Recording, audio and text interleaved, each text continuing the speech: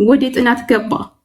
ሲገባ መንግስት አገር ውስጥ አልሙ ብሏልና ከውጭ እቃዎችን ለማስገባት ብዙም ፍቃድ ስለማይሰጥ የሚያበረታታው እዚህ ሀገር ውስጥ ለማምረት ነውና ፋብሪካ እዚሁ ሀገር ውስጥ ከፍተን ማምረት እንችላለን አይነት ነገር ደግሞ ሐሳቡን ቀየረ። እኛ ከተሰበሰብን በኋላ ማለት ነው። ከዛ ደግሞ በቃ መንግስት ፍቃድ አይሰጥም ከውጭ እቃ ምናምን ከውጭ ከምናስገባ ወደ ሀገር ውስጥ ከምናስገባ እቃ ይልቅ የሚያበረታታው መንግስት ሀገር ውስጥ ምርት እንድናመርት ነው። እንደዛ ስላሉኝ ስለዚህ እዚሁ ፋብሪካ እንከፍታለን በፖም ኢንዱስትሪ እንደዚህ ቦንዲዶችን፣ ፍራሾችን፣ የተለያዩ ነገሮችን እናመርታለን። በጣም አትራፊ ነው። እንደውም ማስረጃዎች በድምጹም ሁሉም ነገር እንልክልሻለን። ብር ያስተላለፍንበትም ሪሲት አለ። አሁን ይሄ እኛ አሁን እዚህ የተሰባሰብነው የ21 ሰው ነው 9 ሚሊዮን 950 ሺህ ብር 10 ሚሊዮን በዩ ለ10 ሚሊዮን 50 ሺህ ነው የጎደለው። እኔ ሞላላችሁ 50 ሺህ 10 ሚሊዮን በዩ የ31 ሰው ሳይሆን ሌሎቹ በተለያየ ምክንያት ምንድን መሰለሽ ግሩፑም ላይ ኦንላይንም የሉም። ምን እንደሆነ ብቻ አናቅም። ብዙም እንቅስቃሴ ሲያደርጉ አናቅም። ስለነሱ ስንት ያዋጡ ስንት የምናውቀው ነገር የለም። እኛ ኦንላይን ያለነው ግን ይሄን ያክል ነው። የ21 ሰው ነው 10 ሚሊዮን በዩ ይሄ ብር የተሰበሰበው። ሪሲታችንም አለን። ደረሰኝ ከደረሰኝ ያነሰ የለም። ስራው ይቅር ደረሰኝ ቁረጥልን እያልን ብዙ ስንጨቃጨቅ ያልገባኝ ነገር ደረሰኝ ቁረጥልን የሚለው አልገባኝም። አንድ ሰው ወደ እኔ አካውንት ገንዘብ ካስገባ ደረሰኝ ራሱ ጋር አለ አይደል? የምን ደረሰኝ እኛ ያስገባንበትም አለ ሀቡዬ። ግን እሱ ገንዘብ ተቀባይ ስለመሆኑ የራሱ ስምና ፊርማ ያረፈበት ወረቀት ተቀብያለሁ የሚልበት ወረቀት አስፈላጊ ነው። ኦፍ ኮርስ እሱ ወረቀት ስጠን እንደ ማስረጃም ስለሆነ እኛም ደግሞ እሱን ስጠን እያልን ብዙ ጊዜ ስንጨቃጨቅ ነበረ።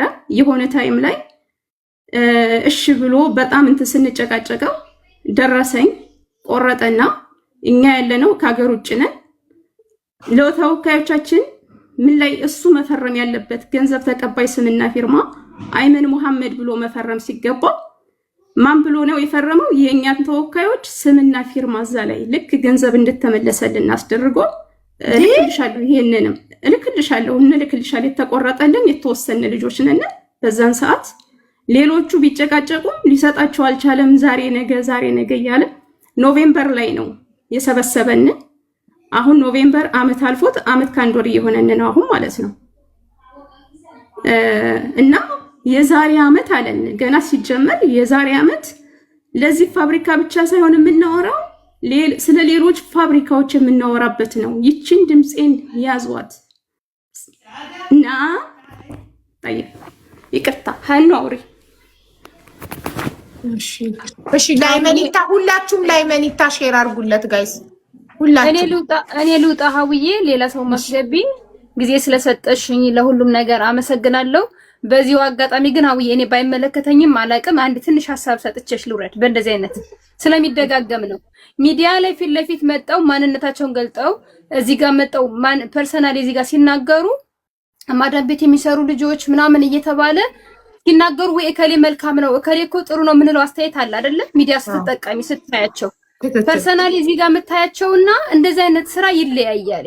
ይሄ ወይ አክሲዮን አትዩ ወይ ምክንያቱም ተደጋገመ በግሩፕ እየተባለ ማዳም ቤት የሚሰሩ ልጆች ገና ሂጅ ምን ልሰራ የሚል ጭንቀት ስለሚይዛቸው በግሩፕ ሲሆን ትርፋማና ሐሳባቸውን ጥለው ብራቸውን ብቻ ሰጠው የሆነ ሰው ሰርቶላቸው ትርፋማም ይሆኑ እያሰቡትኝ ይሄን ያክል ብር ካላት ብቻዋን ሄዳኮ አገር ቤት ላይ የምትፈልገውን ስራ ሰርታ ውጤታማ መሆን ትችላለች። ስለዚህ ባለፈው እኔ ስም ሜንሽን አላረግም ልክ እንደዚህ በግሩፕ ተብሎ ተሰብስቦ ሄዳ ከሰረች ምናለች ልክ እንደዚህ አይነት ክስ ነው የመጣው። ካንቺ ጋርም ደርሷል በትንሹ መሰለኝ። ስለዚህ ይሄ ሁለተኛ ሶስተኛ እያለ ነው የሚሄድ። ነገም ሌላ እንደሚመጣ እርግጠኛ ነኝ ሀቡዬ። በእንደዚህ ወይ ቪዲዮ ቢሰራበት ወይ እንደዚህ በመዳም ቅመሞችን ነው መበዝበዝ የሚፈልገው። ሁሉም በመዳም ቅመሞች መጠቀም ነው የሚፈልገው። ሁሉም ፊት ለፊት ያለ ሰው ከራሴ ጀምሮ መጥቼ መሲ ነኝ እዚህ ጋር ነው እንደዚህ ብላችሁ አሁን መሲ ብዬ ብላችሁ ብመጣ እርግጠኛ ሀቡዬ የሆነ ስራ ልጀምር ነው ባልትና ስትራክቸር ጀምር ነው እስኪ በጋራ እንስራ ብላችሁ ያገር ብር እንደሚሰጡኝ እርግጠኛ ነኝ። ገብቶሻል? ስለዚህ ሰው በግል የምታዩትና በእንደዚህ አይነት ገንዘባችሁ ስትሰጡ ይለያያል። ስለዚህ አስቡበት። እንደዚህ አይነት ነገር ምን ዋስትና የላችሁም እና ሀውዬ አመሰግናለሁ። እናመሰግናለን መሲ። እሺ ተመልሰሽ መዳም ጣጣሽ ነው መሰለኝ። አዎ እየጠሩሽ ሰው ስላለ እንግዳለና ያው ትንሽ ነው ብገባ፣ ሌሎች አሉ ከኔ ይበልጥ ደግሞ የሚያስረዱሽ አሉ። እነግርሻለሁ ስሟን ፋፊ የምትባላለች እሷን ታስገቢያታለሽ፣ በይበልጥ ታስረዳሻለች ከጠሩኝ ማለት ነው። እሺ እና ድምፁንም የድምፅ ማስረጃዎችም ሁሉም ነገር አለን፣ ማስረጃ እንልክልሻለን። እና ግሩፕ ላይ እቺ እህቴ ሃናን እሷም እነሱንም ብቻ ሳይሆን ከግሩፕ ያስወጣቸው ሌሎች አሉ፣ ሌሎች 2 አሉ ማለት ነው። እነሱንም ጥያቄ ጠየቁት። ቻይና ሄዳለሁ እንደዚህ ይላለሁ በቃ አላሬለ ጥያቄ ስንጠይቀው ጥያቄ የሚጠይቀውን ሰው አይፈልግም፣ ከግሩፑ ሪሙቭ ነው የሚያደርገው። ብራቸውንም አይመልስም፣ ብራቸውም አልተመለሰም። እነዛ አፍንጫው ላይ ቁመው በውስጥ እንዳገኘነው መረጃ እነዛ 2ቱ አንደኛው ከሀገር ውጭ ነው፣ አንደኛው እዛው መርካቶ ነው። አፍንጫው ላይ ቁመው ብራችን መልስ ብለው ብዙ ጭቅጭቅ ብዙ ጸብ ደርሰው 200 ሺህ አሁን ቅርብ ጊዜ 500 ሺህ ነው የከፈሉት። 200 ሺህ ከዛ በኋላ የለኝም ብሎ እንደዘጋቸው ነው ያገኘነው መረጃም። እና ጥያቄ ግሩፕ ላይ አይመን እንደዚህ ነው ብለሽ መጠየቅ አትችይም። መጀመሪያ ገና ሲሰበስበን በቃ ሲያናግረን የነበረው እንዴት ሆኖ እንደሚያናግረን በቃ ደስተኛ ሆኖ እኛም ማክበረ ነው። ከላይ ከማክበርም በላይ ደግሞ ፎቅ ራሳችን ላይ ሰቅለነው ነበር። አይመን ብለን ማለት ነው አምነ ነው። ብሩን ከሰበሰበ በኋላ ድምፁም ተቀየረ። ጥያቄ የሚጠይቀውንም ያው እንዳልኩሽ ከግሩፕ ሪሙቭ ያደርጋል። ሌሎቻችን ደግሞ ምንም ማስረጃ የለንም። ገንዘብ ተቀብያለሁ ማለት በራሳችን በስማችን ቢሆን ብር ያስተላለፍ ነው ኦኬ ጥሩ ነበረ። ግን በቤተሰቦቻችን በተለያዩ ሰዎች ስለሆነ ያ ደግሞ ለኛ ማስረጃ በህግም የማያስኬደን ነገር ነው። አብዛኛው ሰው በተለያዩ ሰዎች ስም በዘመድ አዝማድ ምናምን ስላስገባ ማለት ነው።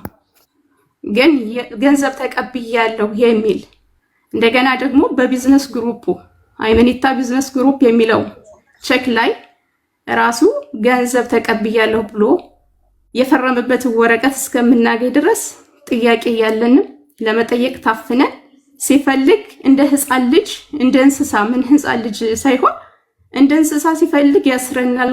ግሩፑ ላይ እንደንናገር ሲፈልግ ይፈታናል። በቀረ ደግሞ ውሸቱ ወላሂ ከአንድ ሙስሊም የማይጠበቅ ማለት ነው።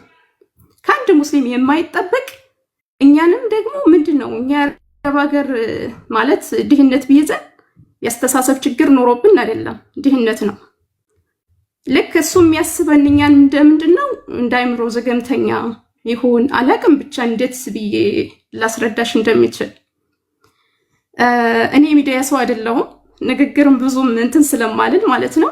ያው በተወሰነ መልኩ ላስረዳሽ ብዬ ነውና ሁላችንም ሆ ብለን ተነሳንበት። አንድ ሰው 3 ሰው 4 ሰው ጥያቄ ግሩፕ ሲጠይቅ አይቶ ዝም ብሎ እንዳላየ ነው ጥሎን የሚወጣው። አይመን በውስጥ ብለን ስንደውልለትም አይመልስም። ይበላይ ደግሞ ታሪኳ የሚያሳዝን እኔ ትላንት ወዳ ነው ታሪኳን የሰማሁት። እዚሁ ሳውዲ አረቢያ የምትኖር አንዲት እህታችን ሀያት ትባላለች፣ ከኛ ግሩፕ አባል ውስጥ ናት። እሷ ባለቤቷ ሙቶባት ልጆች እዚህ ስደት ላይ እየኖረች አይመን ይቺ ብቻ ናት ለራሱ እያወራችው። እንደውም የተቀዳ ስንወያይ ማለት ነው ባለፈው የተቀዳ ሪከርድ አለን እልክልሻለን።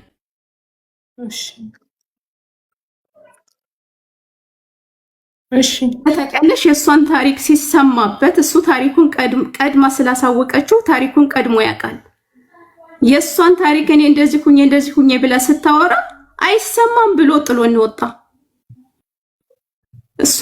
እኛ ሌላውን ስናወራ የኛ ይሰማል። የሷ ታሪክ ባለቤቷ ሙቶ የቲም ልጆችን ይዛ አይመን ያለች ብር ይች ብቻ ናት።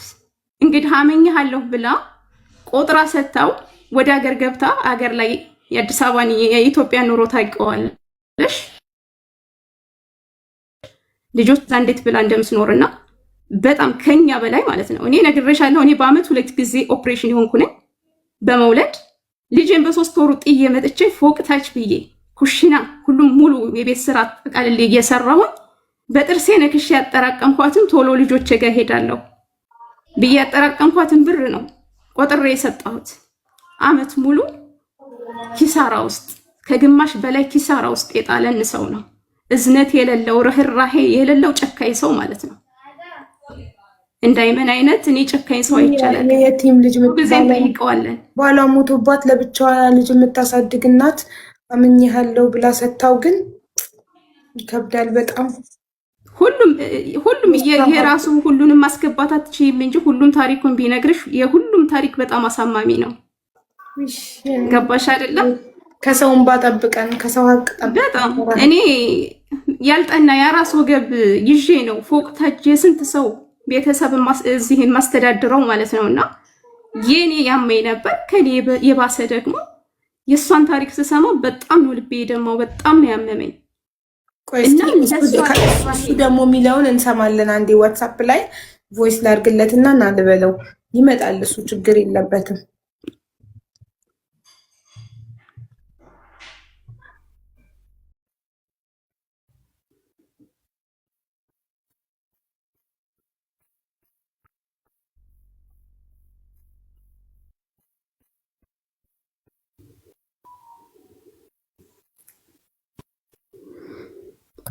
ቮይስ አድርጌለታለሁ። ሁላችሁም ሼር አድርጉለት። ሼርም ተደርጎለት በቮይሱም ቮይስ እንደተላከ ምን የሚል አውቶማቲክ ሪፕላይ መጣልኝ።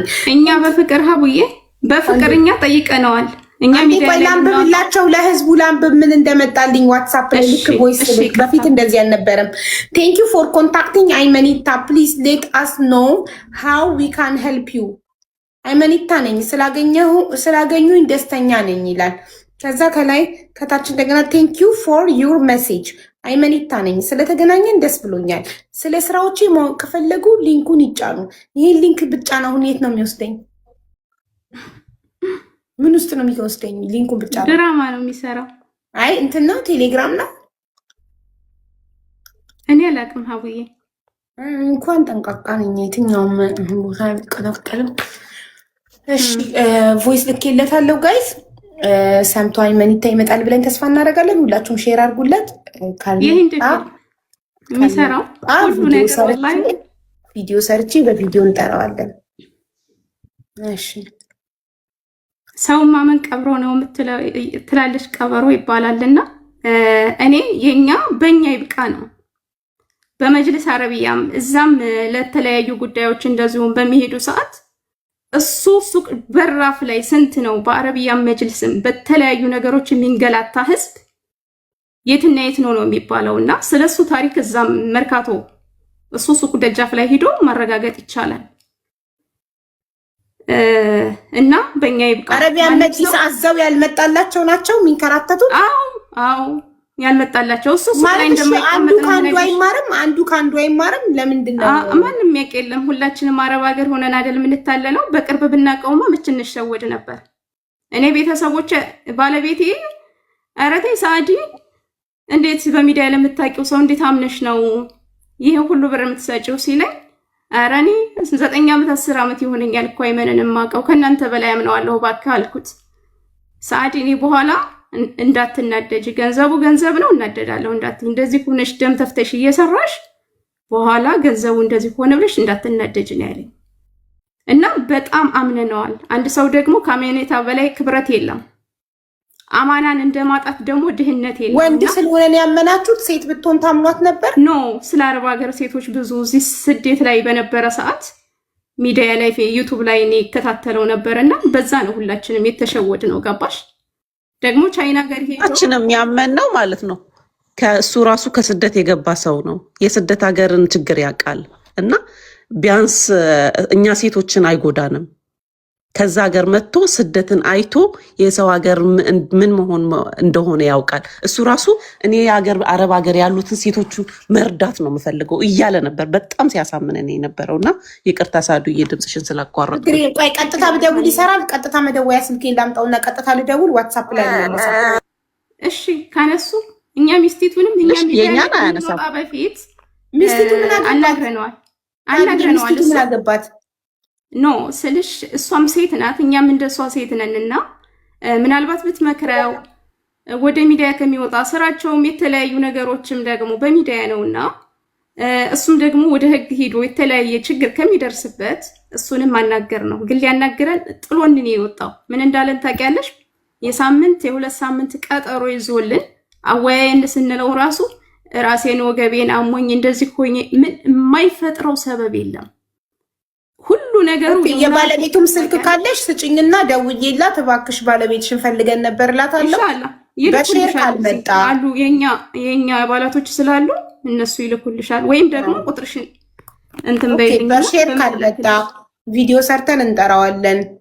እናም የህግ አካላት ቅልቦችም አሉ። እኔ ቅልቦችንም አገናኛቸዋለሁ። በሚዲያ በህዝብ ሽማግሌ ጠይቀን ካልመጣ ካልመለሰ በህግ ትሄዳላችሁ። የህግ አካላቶች አሉ፣ እናገናኛቸዋለን፣ ይረዷቸዋል። ምንም ችግር የለም። ቆይ አንዴ የቀጥታ ስልክ ላምጣውና መጀመሪያ ቀጥታ